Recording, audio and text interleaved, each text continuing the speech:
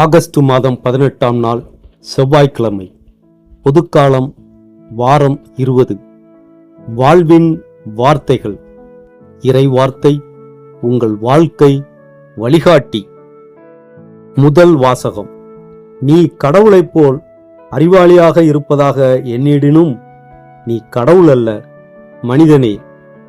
இறைவாக்கினர் எசேக்கியேல் நூலிலிருந்து வாசகம்.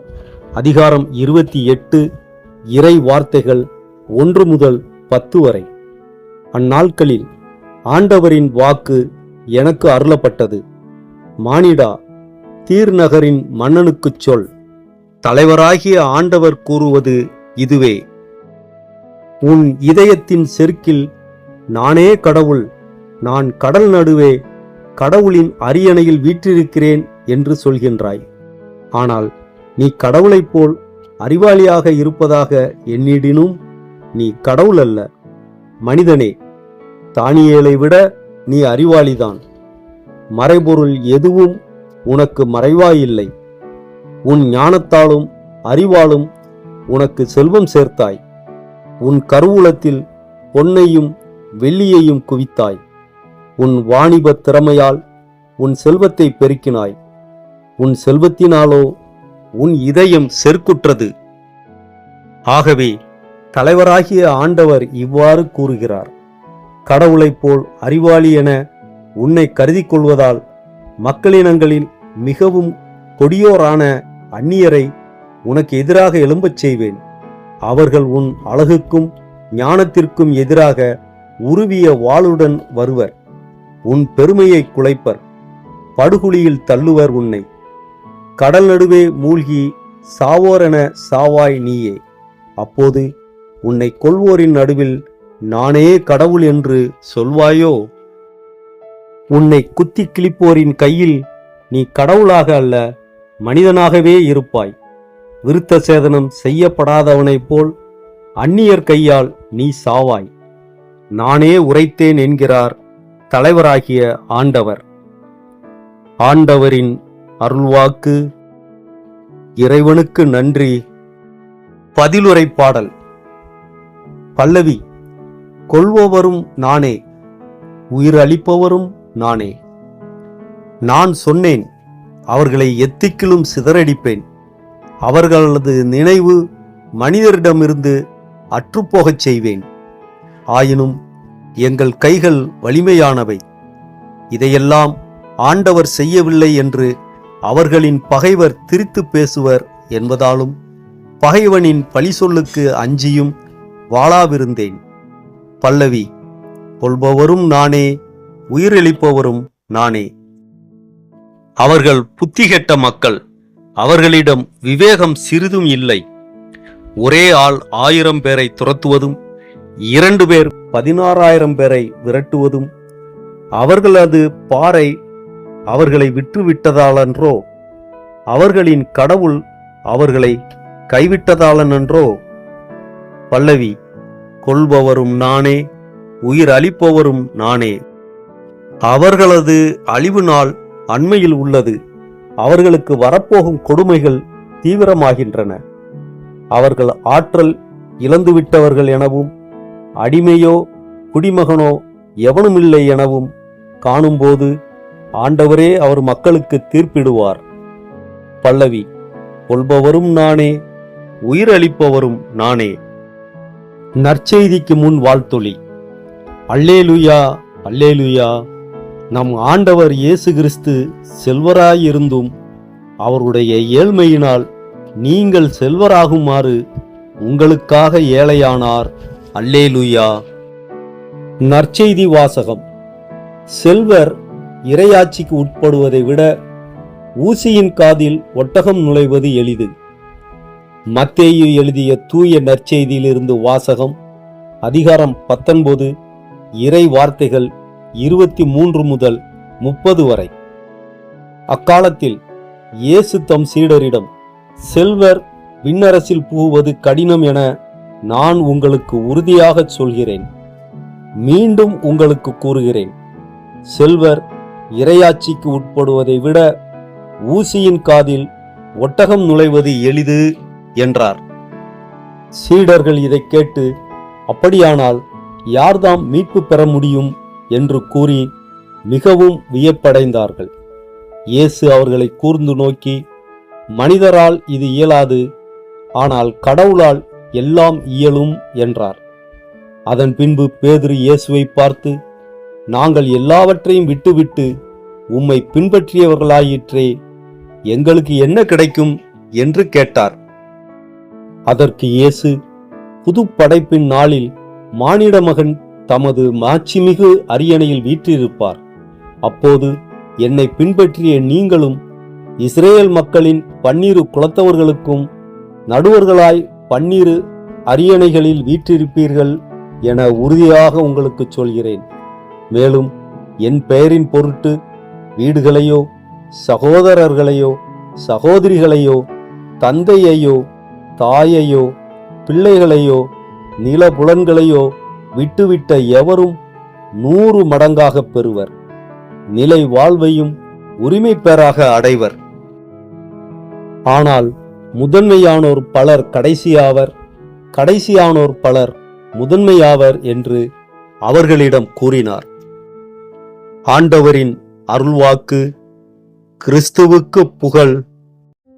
ஜெபம். திருப்பாடல் 7 அடிப்படையில். திருப்பாடல் 7 தாவீது தன் மீது வந்த பொய்க் குற்றச்சாட்டுகளிலிருந்து நீதியுள்ள நடுவரான ஆண்டவரிடம் அடைக்கலம் தேடும் ஜெபம். என் ஆண்டவரே, என் கடவுளே, உம்மிடமே நான் அடைக்கலம் புகுகின்றேன். என்னை துரத்துவோர், எனக்கு எதிராக சதி செய்வோர், என்னை பற்றி பொய் பேசுவோர் அனைவரிடமிருந்தும் என்னை காப்பாற்றும். சிங்கம் போல என் உயிரை அவர்கள் பறித்து விடாதபடி, என்னை விடுவிக்க யாருமில்லாத நிலையில் நான் சிக்கிவிடாதபடி நீரே எனக்கு அரணாக இரும். என் ஆண்டவரே, நான் தவறு செய்திருந்தால், என் கைகளில் அநீதி இருந்தால், என்னுடன் சமாதானமாய் இருந்தவருக்கு தீமை செய்திருந்தால், என் பகைவரை காரணமின்றி கொள்ளையடித்திருந்தால் நீர் என்னை தண்டியும். ஆனால் ஆண்டவரே, நீர் என் இதயத்தை அறிவீர், என் உள்ளத்தின் நேர்மையை நீர் அறிவீர். மனிதர் பார்ப்பது வெளித்தோற்றத்தை, நீரோ உள்ளத்தை பார்க்கிறீர். என் நேர்மையின்படி என்னை நியாயம் விசாரியும். ஆண்டவரே, உமது சினத்தோடு எழுந்தருளும். என் எதிரிகளின் ஆத்திரத்திற்கு எதிராக எழுந்து நில்லும். எனக்காக விழித்தெழும். மக்களினங்கள் உம்மை சூழ்ந்து கூடட்டும். அவர்களுக்கு மேலாக உயரத்தில் நீர் வீற்றிருந்து ஆட்சி செய்யும். என் ஆண்டவரே, என் நேர்மைக்கும் என் வாய்மைக்கும் ஏற்ப எனக்கு நீதி வழங்கும். தீயோரின் தீமையை முடிவுக்கு கொண்டு வாரும். நேர்மையாளரை நிலைநிறுத்தும். நீரே எண்ணங்களையும் விருப்பங்களையும் கண்டறியும் நீதியுள்ள கடவுள். என் கேடயம் கடவுளிடம் உள்ளது. நேரிய உள்ளத்தோரை அவரே மீட்கிறார். கடவுள் நீதியுள்ள நடுவர். நாள்தோறும் தீமையைக் கண்டு சினம் கொள்பவர். தீயோர் மனம் மாறாவிடில் அவர்தம் வாளை கூர்மையாக்குவார். வில்லை வளைத்து அம்பை குறிபார்ப்பார். எனவே ஆண்டவரே, நான் உம் நீதியின் பக்கம் நிற்கிறேன். உமது பாதுகாப்பின் நிழலில் வாழ விரும்புகிறேன். ஆண்டவரே, தீயோர் தீவினையால் கருவுற்று தீங்கை பெற்றெடுத்து பொய்யை ஈணுகின்றனர். அவர்கள் தோண்டிய குழியில் அவர்களே விழட்டும். அவர்களின் கொடுமை அவர்கள் தலைமேலேயே திரும்பட்டும். ஆனால் நான் உமது நீதியின் பொருட்டு ஆண்டவருக்கு நன்றி செலுத்துவேன். உன்னதராகிய ஆண்டவரின் பெயரை போற்றி பாடுவேன். என் நீதிபதியே, என் கேடயமே, என் அடைக்கலமே, இன்று என் மீது வரும் ஒவ்வொரு பொய்க்குற்றச்சாட்டையும் அவமானத்தையும் மறைவான சதி திட்டங்களையும் உமது பாதத்தில் வைக்கிறேன். நீரே எனக்காக பேசும், எனக்காக யுத்தம் செய்யும். உன் சமாதானத்தால் என் இதயத்தை நிரப்பும்.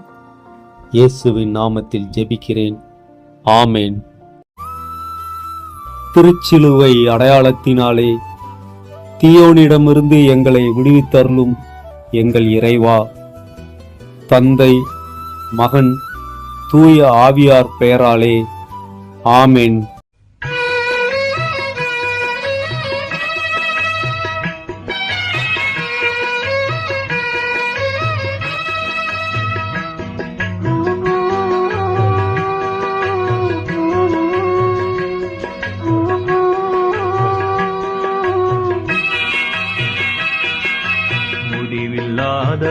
வாழ்வை தேடி வருகின்றேன். இறைவா,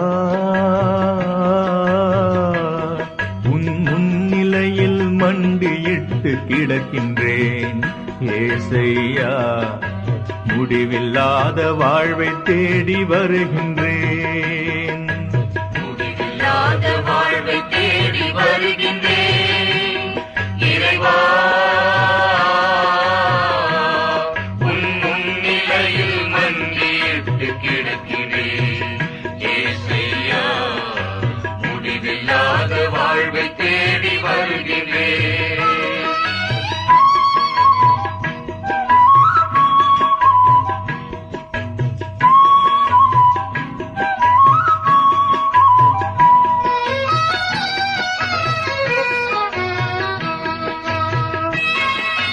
நானே உயிர் தரும் ஊற்று என்ற வார்த்தையின் பொருள் என்னவோ?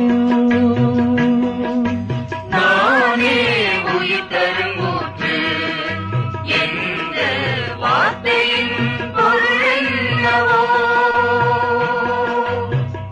ஊற்றில் பருகும் எனக்கென்றும் இறப்பில்லையோ, இருளில்லையோ, தாகம் இல்லையோ. முடிவில்லாத வாழ்வை தேடி வருகின்றேன். இறைவா, உன் முன்னிலையில் மண்டியிட்டு கிடக்கின்றேன். ஏசையா, முடிவில்லாத வாழ்வை தேடி வருகின்றேன்.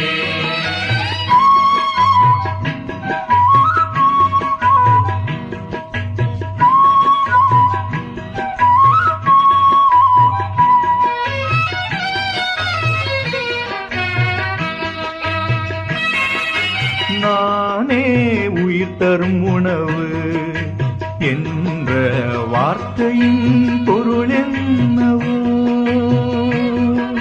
நானே உயிர் தரும் உணவு என்ற வார்த்தையின் பொருள் என்னவோ?